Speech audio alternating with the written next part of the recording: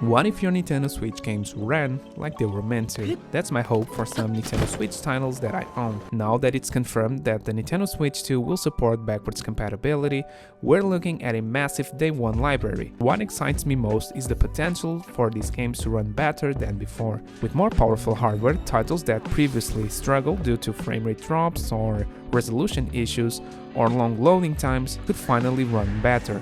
Of course, hardware isn't the only factor in a game's performance.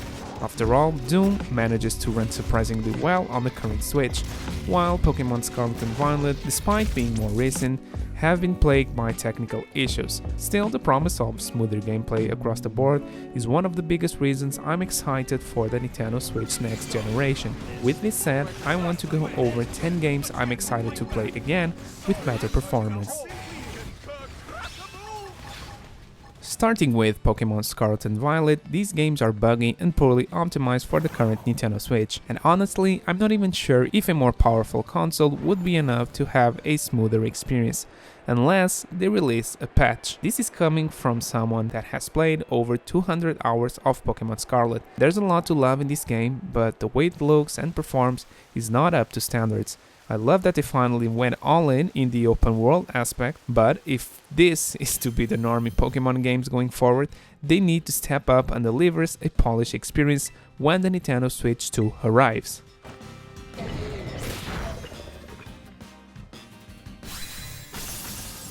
I've played a couple of Warrior games on the Nintendo Switch. All of them have bad frame drops from start to end.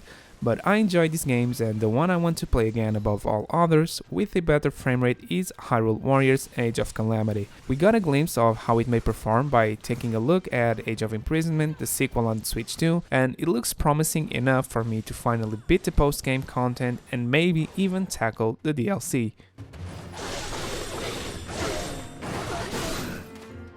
Since we are talking about Zelda games, we need to discuss Breath of the Wild and Tears of the Kingdom. These two are technical marvels and offer an experience that you won't get from any other game on the system. But they are not perfect. I want to play both again with a particular purpose in mind. I want to enter the Lost Woods and stand in front of the Great Deku Tree and just see everything run smoothly. It might seem silly, but visiting the Deku Tree is special to me in Zelda games ever since the Oracle of Seasons. So I'm hoping Nintendo Switch 2 makes justice to this iconic place.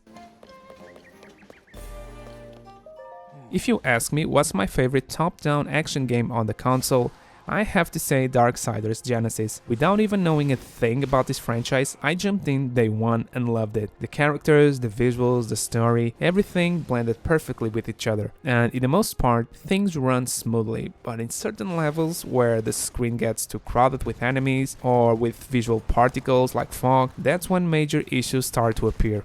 It's not unplayable, but it's something I want to see fixed with a more powerful handheld, and maybe go for another playthrough. In recent years, Little Nightmares has become one of my favorite franchises of all time with just 2 games. While the second one is my favorite, I felt the first one was heavily impacted by a common problem on the Nintendo Switch, the loading times. I played it with my girlfriend and even she thought we were waiting too long each time we died. And if you play this title, you'll know how easy it is to die. That's why I usually replay this game on my Steam Deck. But hopefully the Nintendo Switch 2 will be my go-to console for my favorite little horror game. Overwatch 2 is a bit underappreciated these days, but it's still a fun game to play. While I can play it on Xbox whenever I want, only the Nintendo Switch offers the possibility of playing with gyro controls. But unfortunately, the performance and graphic fidelity are so bad that I can't bring myself to play a single match. Hopefully, bringing this title to the Nintendo Switch 2 will provide us with a much tighter experience and a larger player base, which this multiplayer game desperately needs. I really like Sonic Frontiers. I was eager to get my hands on it as soon as I saw the announcement, but when it was time to purchase it, I chose the Xbox Series S version, which ran smoother and with better graphics. Still, I wanted to have a physical Switch copy on my collection, so I bought it shortly after finishing the main game. When I loaded the game for the first time on Switch, it was a shock coming from the Xbox. The picture was blurry, the pop-in was severe, and the frame rate wasn't the best. So I didn't give it as much attention and even lent it to my brother for a month until I forgot I owned it. But for this video, I actually replayed it a bit. It's not as bad as I remember, but it's still a game that urgently needs the Nintendo Switch 2 hardware to boost its performance and maybe the help of a patch or two.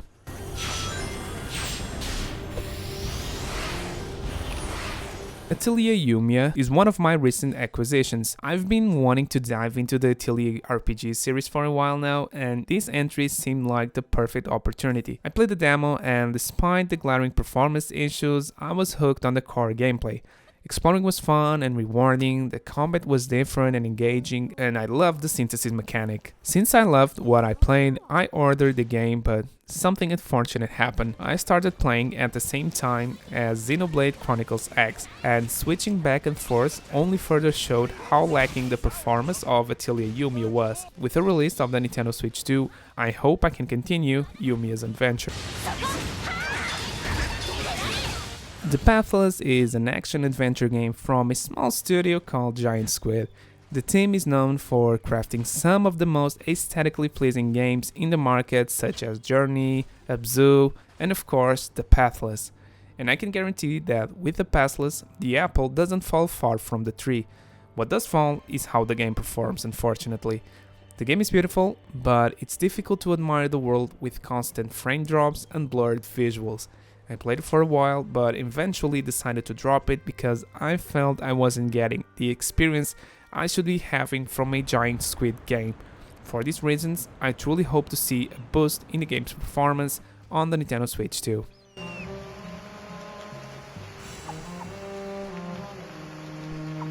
I love playing bad games, with the attempt of finding at least a redeeming quality. That's why one day I decided to purchase Balan Wonderworld. I knew it wasn't going to be good, and I did my best to try and find something I liked. In the end, the only redeeming factor was the nostalgic soundtrack that took me back to that 92 Dreams demo I played on my Sega Saturn with my older brother. My main issue with this game wasn't even the gameplay. It's simple to the point of even being understood by a 3-year-old like my daughter, and that's fine. The glaring issue here was how it ran very poorly. I could barely push myself to play through the first level, let alone the second one. Still, it's on my gaming bucket list to finish this game one day, and since I don't want to purchase it again on another system, I hope it runs better on the Nintendo Switch to the point of making the experience more manageable.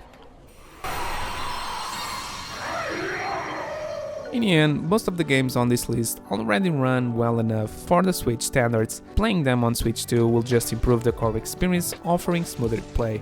But then we have games like Pokemon Scarlet or Sonic Frontiers, which I'm not sure will perform as I'm expecting them to when I finally load them on Nintendo's new hardware. But I can hope. Thank you for watching until the end. Let me know in the comments below which games will you be loading on the Nintendo Switch 2 on day 1. If you enjoyed the video, consider liking and subscribing. And as usual, if everything goes well, I'll be seeing you next time with brand new content.